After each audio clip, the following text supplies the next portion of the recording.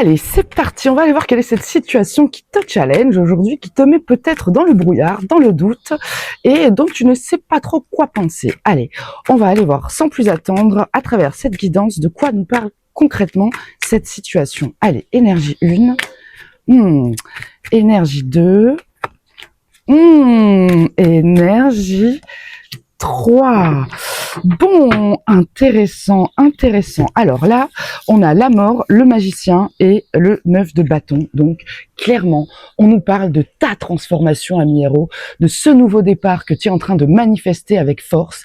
Et quelque part, là, il y a une dynamique où, là, tu le sens qu'il y a eu un avant, un après. Ce nouveau départ, il te challenge. Donc oui, il y a une petite dynamique dans laquelle on est quand même en train de regarder en coin qu'est-ce qui va nous tomber dessus, parce que effectivement, cette transformation, elle nous parle surtout de renaissance, et avec un battleur, vraiment le magicien, là, il peut y avoir aussi une dynamique peut-être d'illusion, de manipulation, dans laquelle on ne sait pas trop à quoi s'attendre. Et derrière, on a cette énergie-là où on va nous parler avec le 3 de denier, de travail d'équipe, mais aussi de triangulaire, en tout cas d'énergie tierce, avec laquelle soit on construit, soit on déconstruit quelque part. Allez, bon, sans plus attendre, on va aller voir l'énergie qu'on a en face rapidement, histoire de préciser cette situation et le contexte dans lequel elle se présente à toi, ami héros. Allez.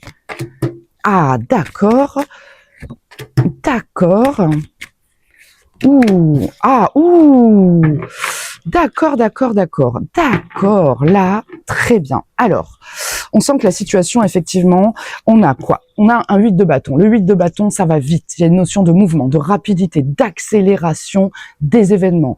Là, tu vois, ces bâtons, c'est tous les événements comme ça qui se rejoignent en un point central et qui viennent, paf, te proposer, ça se met en action, quoi, en fait. C'est ça que ça veut dire. Et avec ce valet de bâton, on est en train de dire, ok, donc là, peut-être qu'il y a une proposition, mais vraiment quelque chose qui est une nouvelle passion qui vient là on vient essayer de comment te dire, ça te met un peu la situation en face avec ce 10 de bâton clairement. Et dans le deck on a quoi, pardon, je vais finir ma phrase, avec ce 10 d'épée qui vient sur un dans ce contexte-là, c'est que là, la rapidité de cette situation peut être réveil des dynamiques de trahison, ou alors ce sont par exemple des propositions qui viennent de gens ou de situations qui t'ont déjà démontré par le passé leur capacité à te trahir.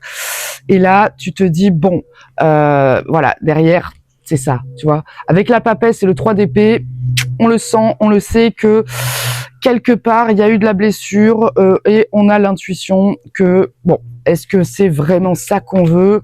On va les préciser tout de suite avec l'oracle de l'intention, voir ce qui se joue à l'œuvre ici à Miero, histoire de comprendre un petit peu mieux quel est ce challenge qui vient te chercher aujourd'hui, parce que avec la situation comme ça de ton côté, on est vraiment là dans quelque chose d'assez fort. Tu le vois ce que je veux dire? Ça, c'est toujours, il y a eu un avant-après. Donc, tu as pris des décisions, tu as tranché, tu es allé de l'avant. Et bon, on se protège parce qu'effectivement, quand il y a ce genre de dynamique en face, c'est jamais bon. Allez, on va voir l'intention immédiatement qui est à l'œuvre. Ah, observation de soi et travail de déconditionnement avec l'identification des peurs. Ok, donc là, peut-être qu'une situation s'accélère et vient te réveiller quelque part des appréhensions, un mécanisme de protection, parce que on l'a vu dans le deck, il y a cette dynamique là de, par le passé, on le sait que les épées dans le dos, hein, on en a pris 10 et il n'y a plus de place pour une 11e quelque part, hein. Allez, on va aller voir sur le plan de l'âme avec l'oracle de la guidance créative,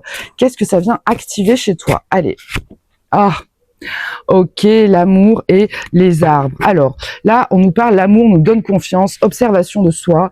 Donc là, bon, c'est peut-être une dynamique sentimentale, hein, effectivement, mais aimer l'amour, travail de déconditionnement, c'est surtout avec les arbres derrière. Moi, j'ai envie de te dire, cette énergie d'amour, elle te parle de de l'amour de toi avant toute chose et de comment tu ancres finalement cette confiance en toi, en ta capacité d'aimer, de t'aimer toi dans toute ton imperfection, d'aimer tes projets et d'aimer quoi, l'amour tel qu'il circule de partout, l'amour tel qu'il est ancré, enraciné, tel qu'il circule partout sur la terre, voilà, l'amour.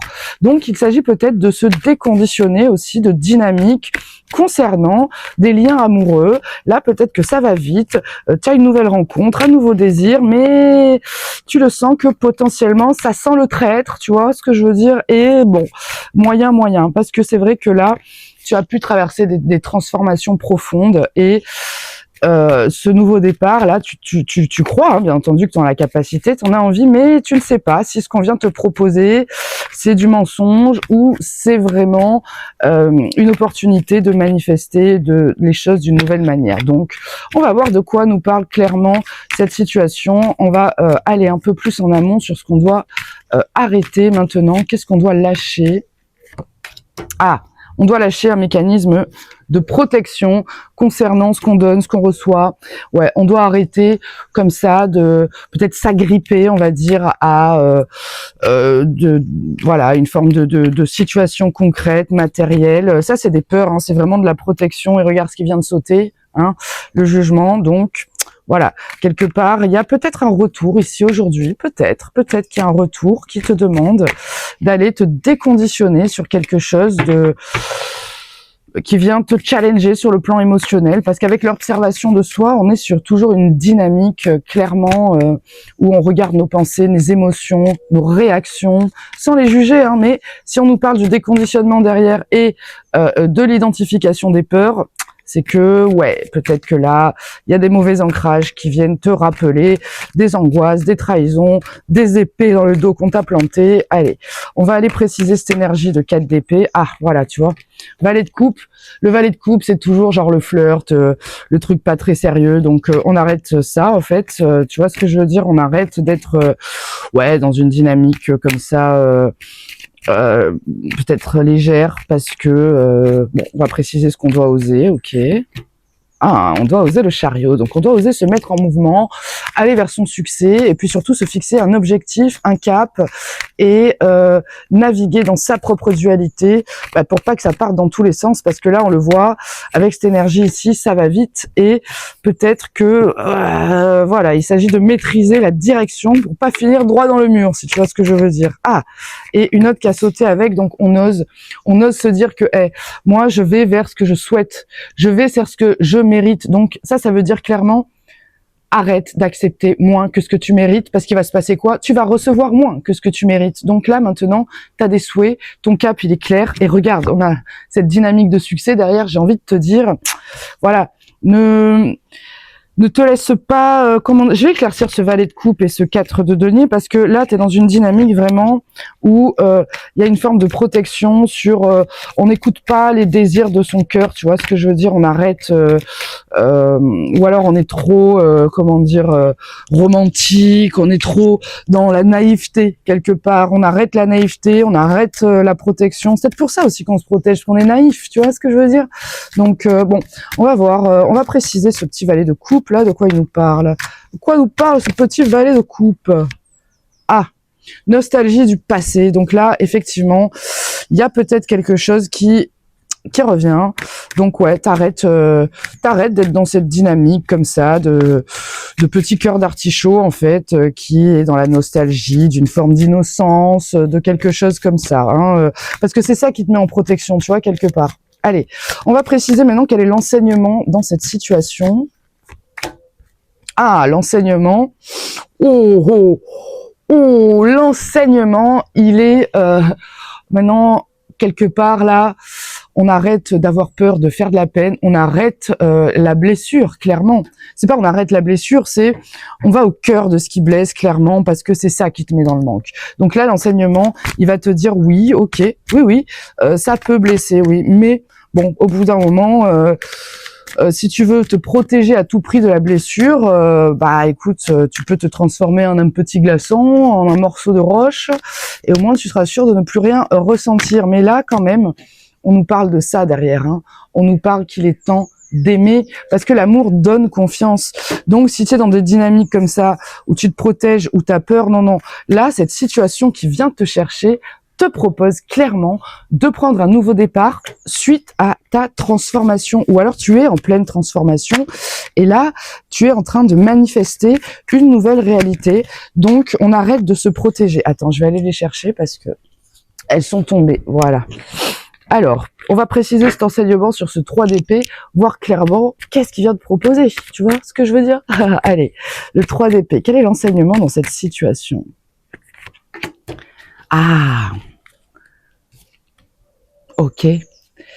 Donc, l'enseignement, il est simple. Avec le mât, on te dit, là, ouais, vivres-tu et aimer peut faire souffrir potentiellement, mais l'idée c'est que tu aies foi en fait dans ta capacité à prendre ce nouveau départ et à honorer ton travail de transformation, honorer cette reconstruction que vraiment tu es allé chercher. Donc oui, là ça peut aller vite, il peut y avoir un nouveau désir, une nouvelle passion, mais voilà, hein, on a la mémoire d'une traîtrise, d'une trahison, de couteau qu'on t'a mis dans le dos, ça t'a mis à terre et ça te prive en fait de l'amour. Donc observe-toi, sois dans une dynamique saine d'observation, sans jugement, tu vois, mais de tes réactions. Demande-toi si c'est vraiment la vérité, toutes ces croyances. Le travail de déconditionnement, il est simple, regarde, c'est le petit poisson qui saute du bocal et qui rejoint la pleine mer. Donc oui, bien sûr que ça fait peur. Bien sûr que le nouveau départ, la nouvelle aventure, bien sûr que ça fait peur, bien sûr que tu peux avoir des galères, mais quand tu as foi en toi et en ta capacité, on va dire, de héros à traverser ton aventure, à activer ton pouvoir, tu as toute capacité d'aller à la rencontre de ta légende personnelle. Et c'est ça qui est très, très, très intéressant. Bon, allez, on va voir clairement avec notre super oracle communautaire maintenant.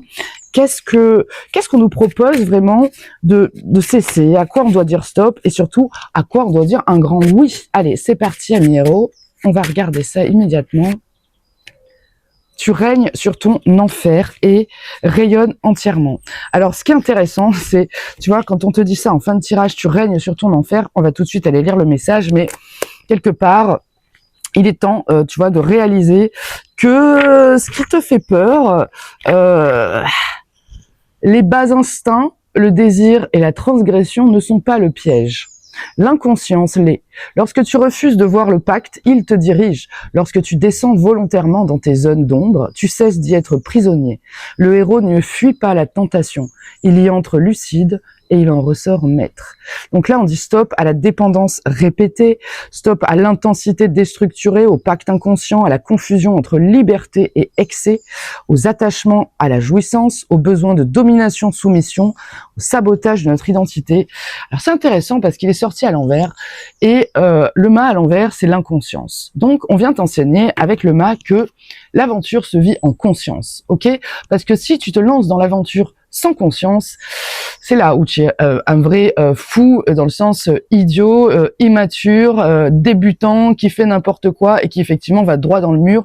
Et c'est d'ailleurs pour ça que les 3/4 des gens n'osent pas se jeter dans leur aventure, parce que quelque part, on n'est pas conscient de notre capacité. Et les épées, je le rappelle, hein, on est dans le mental, on est dans l'esprit. Donc là, on vient te dire, tu as la capacité en fait de gérer ta blessure, d'aller au cœur, et tu as la capacité surtout de traverser ton aventure, quoi qu'il se passe. N'aie pas peur de ce qu'elle peut te réserver de négatif, parce que il est temps de comprendre que tu peux descendre, aller au cœur de ta blessure, la gérer et avancer dans la vie, parce que ce que tu dois oser avant tout, c'est le chariot. Et ce chariot, il vient te rappeler que on navigue dans un univers de dualité. Tu vois, ces deux sphinx là, ils te disent, navigue entre ta part d'ombre et ta part de lumière, parce que si tu penses que tu peux avancer bien droit en ne suivant que l'un ou que l'autre, c'est là que tu vas dans le mur. Et là, on te dit, regarde, t'as des souhaits à réaliser. Ce 9 de coupe, c'est quand même une posture un peu d'égo, tu vois, c'est de dire, et d'ailleurs, avec cette carte, on est dans le triomphe social, on a envie de dire, ok, ose ton succès, ose triompher finalement de des autres quelque part, ose triompher de ton passé, ose triompher de tes blessures, ose triompher de ta sensibilité qui t'entretient dans quelque chose qui t'empêche de réaliser à quel point tu as la force, d'accord? Tu as la force. Donc, finis l'enfer subi, les chaînes inconscientes et la peur de ton ombre. Donc, maintenant, tu descends, tu vois, et tu règnes. Parce qu'il est temps de rayonner entièrement, on l'a vu. Donc, tu as des peurs, oui, mais il faut te déconditionner aussi des peurs de la peur. On arrête d'avoir peur de la peur ici, on avance, parce que nous, ce qu'on veut, c'est de l'amour, nous, ce qu'on veut, c'est de la croissance, nous, ce qu'on veut, c'est de l'équilibre, et ce que tu veux, toi, je te le rappelle, ami héros, c'est cette situation qui te challenge, c'est ce nouveau départ, et ta transformation, elle est déjà en marche, donc ta renaissance, elle est là. Hein, donc n'aie pas peur de l'illusion, de l'esbrouf, n'aie pas peur du mensonge, n'aie pas peur de la peur, parce que là, ce qui t'attend, c'est clairement magnifique, c'est le succès, le triomphe et la réalisation de tes souhaits. Donc, ose l'aventure de ta vie. Tu as la capacité et la force de dépasser tes blessures. Voilà.